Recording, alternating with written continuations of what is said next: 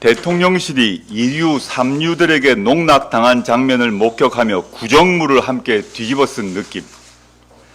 공직 활동도 부인이 챙겨줘야 하는 사람이 대통령이라면 나라가 무너질 일. 나라와 부인 가운데 하나를 선택해야 한다. 이는 윤석열 정권에 맞서는 소위 반국가 세력의 목소리가 아닙니다. 보수 언론, 조선, 동아, 중앙일보가 쏟아낸 글의 일부입니다. 어떤 느낌인가요? 두 가지가 엿보입니다. 윤석열 대통령에 대한 분노와 절망감이 느껴집니다. 또 윤석열, 김건희 공동정권 손절에 들어간 듯합니다. 윤석열 정권을 자신들이 세웠다고 자부해왔고 무슨 일이 있어도 편들고 보위하던 친윤 언론마저 이제 구제의 손길을 뻗을 엄두가 나지 않는 지경이 되었습니다.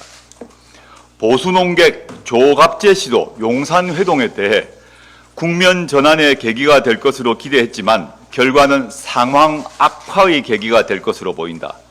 2016년 10월 박근혜 대통령이 놓였던 처지가 되풀이되고 있다라고 썼습니다.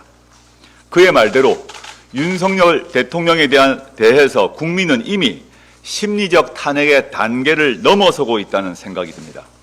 수치가 그 증거입니다. 지난주 금요일 발표된 한국갤럽 조사에서 윤석열 대통령 국정 지지율은 22%, 부정은 69%입니다. 2016년 이맘때 박근혜 전 대통령보다도 낮습니다. 박근혜 전 대통령은 긍정 25%, 부정 64%였습니다. 윤석열 대통령과 면담에서 한동훈 대표는 김 여사 리스크에 대한 대통령 결단을 요구했습니다.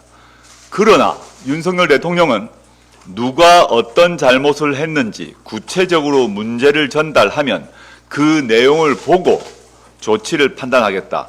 나는 문제 있는 사람은 정리하는 사람이다. 라고 말했습니다. 누가 어떤 잘못을 하는지 대한민국 사람 모두 다 아는데 대통령만 모른다는 것입니다. 김건희 씨 국정 개입 사실은 계속 드러납니다. 명태균 씨와 김영선 전 의원의 보좌관이었던 강혜경 씨는 경악할 만한 폭탄 발언을 연이어냅니다. 김 여사가 김영선 전 의원 공천을 줬다. 지난 대선 당시 윤석열의 20, 30대 지지율을 20% 올리라 라고 명태균 씨가 지시했다. 이는 보정이 아니라 조작이다. 명 씨가 김 여사와 영적으로 대화를 많이 한다고 주변에 여러 번 자랑했다. 국민은 이런 윤석열, 김건희 부부의 언동과 행태를 보며 저런 사람이 국민의 대표이고 영부인이다. 왜 부끄러움은 국민의 몫이어야 하느냐라고 탄식하고 있습니다. 국민 여러분께 여쭙겠습니다. 김건희 씨가 사과하고 대외 활동을 자제하면 상황이 달라질까요?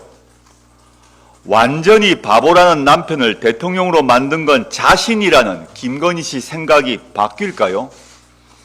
내가 정권을 잡으면 이라고 말하고 남북 문제에 적극적으로 나설 생각이란 포부를 밝히는 김건희 씨의 정체는 도대체 무엇입니까?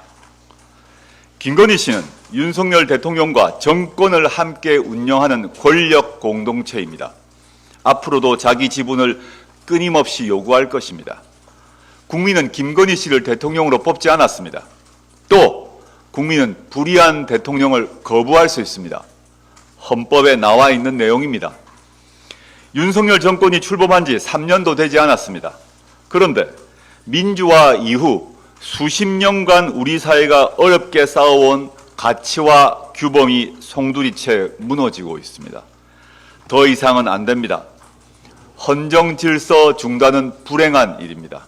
그러나 무도하고 불의한 정권을 끌어내리는 것은 우리의 삶과 나라의 근간을 지키기 위한 정당 방위입니다.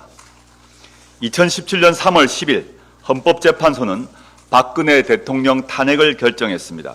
그 결정문에 이런 문구가 있습니다. 국민으로부터 직접 민주적 정당성을 부여받은 피청구인을 파면함으로써 얻는 헌법 수호의 이익이 대통령 파면에 따른 국가적 손실을 압도할 정도로 크다고 인정된다. 우리는 지금 이 말을 되새겨야 합니다. 국민 여러분, 그리고 당원 동지 여러분, 오는 26일 토요일 서울 서초동 검찰청 앞에 모입시다. 선출되지 않은 권력, 자격이 없는 김건희 씨의 대통령 놀이를 끝장내야 합니다. 불의하고 무능하고 무도한 윤석열 대통령을 끌어내립시다.